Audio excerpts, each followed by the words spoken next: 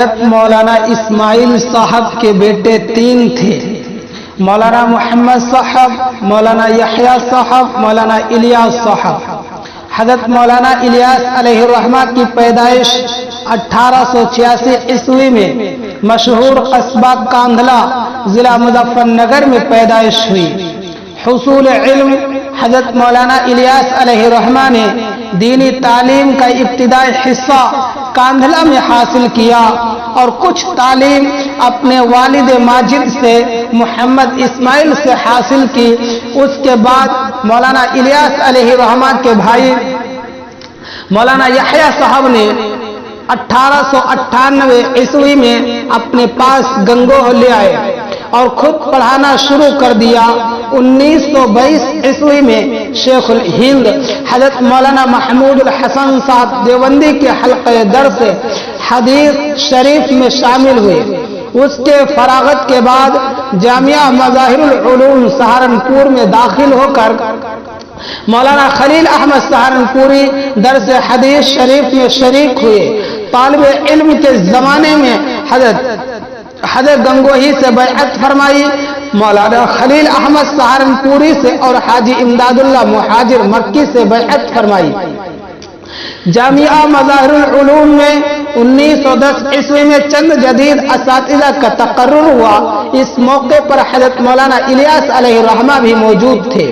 21 اکتوبر 1910 عیسوی میں 13 روپے پر مدرس کی حیثیت سے منتخب ہوئے۔ آپ کا نکاح مظاہر العلوم سہارنپور کے زمانے قیام میں آپ کا نکاح 17 اکتوبر 1912 میں اپنے حقیقی ماموں مولانا رؤوف الحسن صاحب کاندھلوی کی صاحبزادی سے نکاح ہوا۔ اس مجلس میں حضرت مولانا خلیل احمد سہارنپوری اور حکیم الامت حضرت مولانا اشرف علی تھانوی بھی موجود تھے۔ پہلا سفر حج مظاہر العلوم کے اسی زمانے قیام میں مولانا الیاس علیہ الرحمہ نے حضرت مولانا محمود الحسن صاحب کے ساتھ 1915 عیسوی میں حج کیا۔ جب مظاہر العلوم میں درس و تدریس میں مشغول رہے اور حضرت مولانا الیاس علیہ الرحمہ جب دہلی آئے، 8 فروری 1918 عیسوی جمعے کے دن آپ کے بھائی مولانا محمد صاحب کا وصال ہوا۔ اس موقع پر متوسلین اور اہل تعلق عقیدت مند حضرات نے حضرت مولانا الیاس علیہ الرحمہ سے نظام الدین دہلی منتقل ہونے پر اصرار کیا تو آپ نے حضرت مولانا خلیل احمد سہارنپوری سے فی الحال مشورہ لیا۔ حضرت مولانا خلیل احمد سہارنپوری نے آپ کو مشورہ دیا کہ 1 سال کی رخصت لے کر آپ دہلی چلے جائیں۔ آپ کے مشورے پر عمل کیا گیا۔ قیام نظام الدین، جس زمانے میں آپ سہارنپور سے نظام الدین تشریف لائے تو یہاں ایک چھوٹی سی مسجد، ایک بنگلہ، ایک چھوٹا سا روم تھا اور قریب ہی میں خواجہ نظام الدین کی درگاہ تھی۔ وہاں گنے چنے مکانات تھے، چاروں جانب جنگل ہی جنگل تھا۔ حضرت مولانا الیاس علیہ الرحمہ نے اپنی عملی زندگی کا جد و جہد کا آغاز کیا۔ علاقے میوات میں بکثرت دینی مدارس اور حفظ قرآن کے مکاتب قائم کر دیے۔ کچھ ہی عرصے میں کئی سو مکتب ان علاقوں میں کھل گئے۔ ان تمام مدارس اور مکاتب کے اخراجات، اساتذہ کی تنخواہیں اور انتظامی مصارف حضرت مولانا الیاس علیہ الرحمہ کے ذریعے پورے ہوتے تھے۔ محمد عمر صاحب کے دل میں یہ داعیہ پیدا ہوا، اگر حضرت جی ہمارے علاقے میوات تشریف لے کر چلیں تو ہماری قوم میں دین پھیل جائے گا۔ اس پر حضرت مولانا الیاس علیہ الرحمہ نے فرمایا، صرف کھانے کے لیے تو چلنا نہیں ہے، اگر کوئی دین کا کام کرو تو میں جانے کے لیے تیار ہوں۔ محمد عمر صاحب نے فرمایا، وہ کام کیا ہے؟ حضرت جی نے فرمایا، اگر قرآن پاک کا کوئی مکتب کھولو تو میں چلوں۔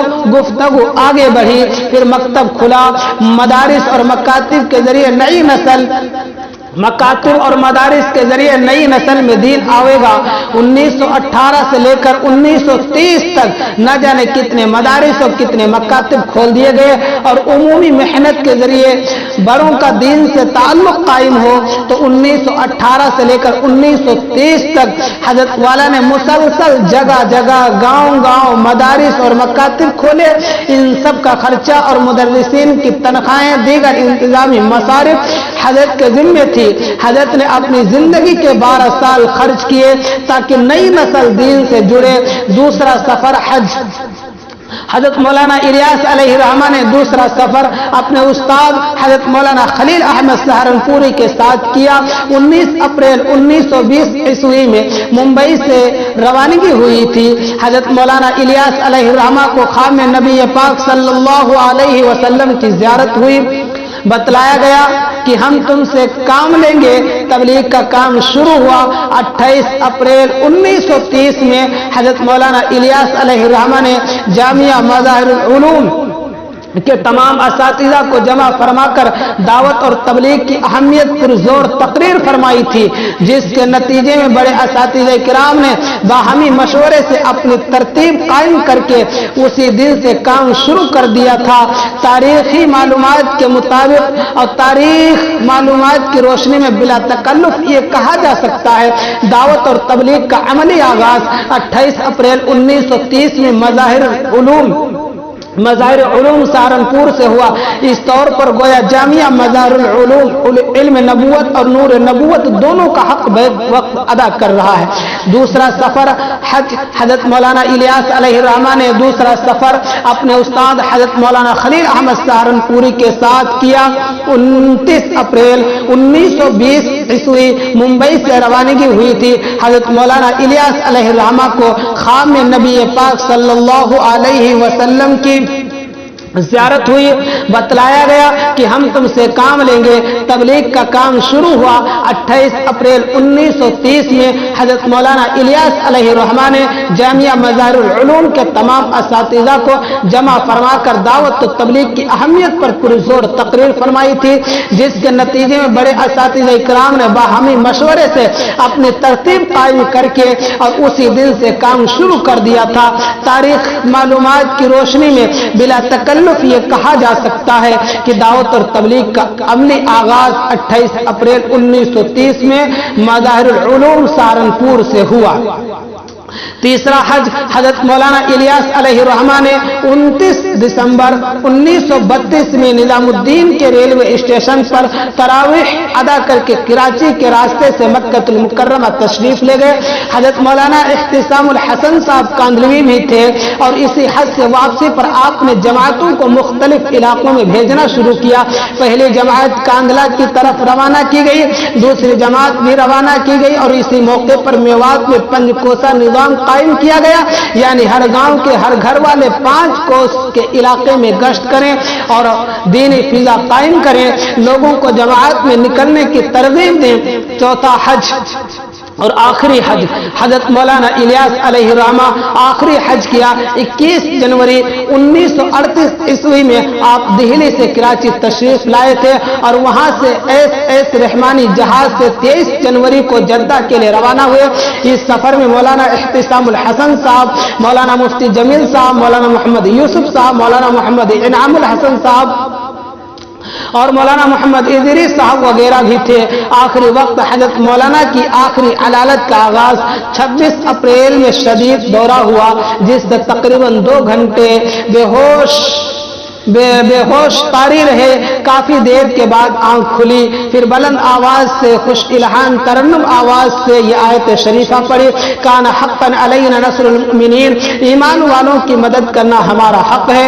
انتقال سے تھوڑی دیر پہلے مولانا یوسف صاحب کو یاد فرمایا، وہ تشریف لائے تو فرمایا یوسف آ مل لے، ہم تو چلے۔ اس ملاقات کے بعد اذان صبح سے پہلے انتقال فرما گئے۔ انا للہ و انا الیہ راجعون۔ انتقال کی تاریخ 13 جولائی 1942 عیسوی، پنج شنبہ ہے۔ مفتی وحاج الدین حنفی۔ دعا کیجئے کہ اللہ تبارک و تعالی ہم سب کو اپنے اکابرین کے نقش قدم پر چلنے کی توفیق عطا فرمائے۔